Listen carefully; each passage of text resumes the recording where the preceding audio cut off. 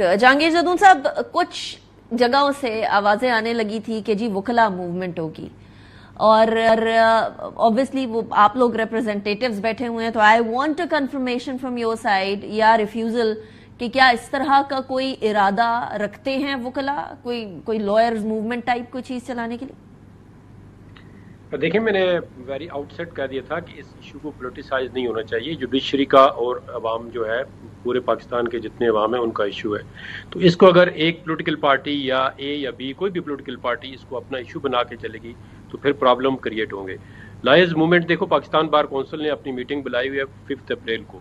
अब वो क्या डिसाइड करते हैं उसमें मैटर डिस्कस होंगे। देखें, अभी ईद करीब आने वाली है, या मतलब कोई भी एक बॉडी होती है ना, हमारी जो स्टेट्यूटरी बॉडी भी है और जो एसोसिएशन भी है, वो सुप्रीम कोर्ट बार आप प्रेसिडेंट आपके साथ बैठे हुए हैं बात कर रहे हैं। तो जब तक ये एक स्ट्रेटजी नहीं बनाते कि जी मूवमेंट का मकसद क्या होगा, क्या उसको कोई पोलिटिकली मोटिव होगा, कोई पोलिटिकल अचीवमेंट करना चाहती हैं या जुडिशरी के लिए कोई मूवमेंट चलाना चाहती हैं, तो उसके लिए देखें ना, एक सोच विचार करके आया मूवमेंट की जरूरत इस टाइम है नहीं है, या मूवमेंट का क्या मकसद क्या होंगे, ऑब्जेक्टिव क्या होंगे कि मूवमेंट हम किस लिए चला रहे हैं, क्या कोई इंक्वायरी पे उसका असर होगा, क्या हम सुप्रीम कोर्ट को ये प्रेस करते हैं कि आपने जो अभी काम किया गलत है, आप 184(3) कार्रवाई करें, तो मूवमेंट का कुछ असर होता है।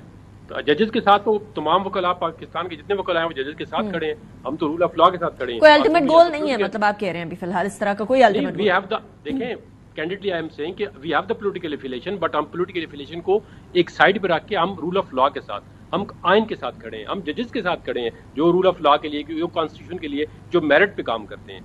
हमारा कतन ये मकसद नहीं है कि हम किसी सियासी जमात के मेंबर होते हुए उसके अलाकार बन जाए। देखिए, अगर पहले भी मूवमेंट चली है तो उस वक्त भी कोई सियासी मकासद नहीं थे, चाहे वो थे कि बाली मूवमेंट। अभी तो कोई इस तरह का आप देखें, काजी पॉलिटिसाइज नहीं करना। आपको पॉइंट आ गया जदून साहब, I have to move on, मेरे पास कम टाइम है। शहजाद शौकत साहब, कोई इस तरह के आसार सुप्रीम कोर्ट बार के अंदर कोई है, वकला कोई ऐसी चीज हुई है आपकी नजर में जिसके बदले में लॉयर्स मूवमेंट होनी चाहिए?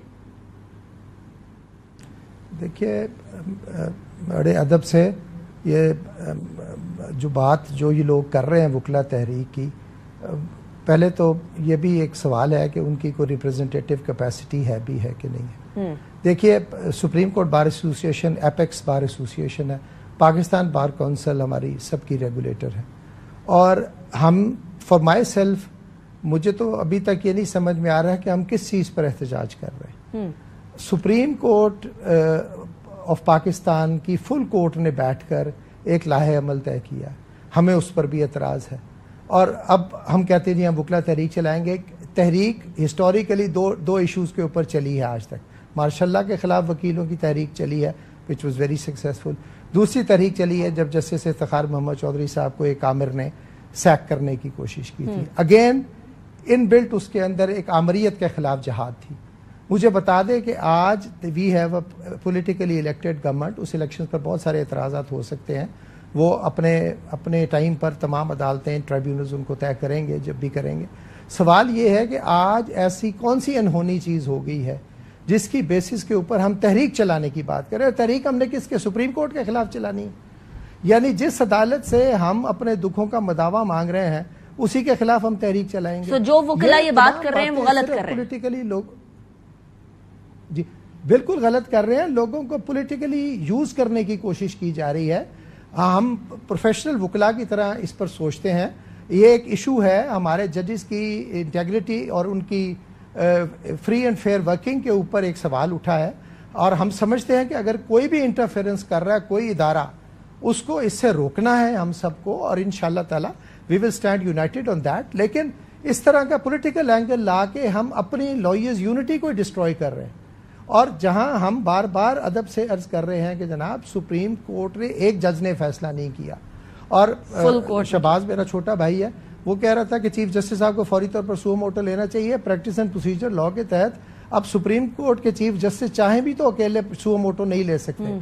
लिहाजा हम लोगों को गुमराह करने के बजाय उनको कानून से आश्कारा करें, और हम ये भी उनको समझाने की कोशिश करें कि ये एक सीरियस मामला है, इसको सीरियसली टेक अप करना चाहिए।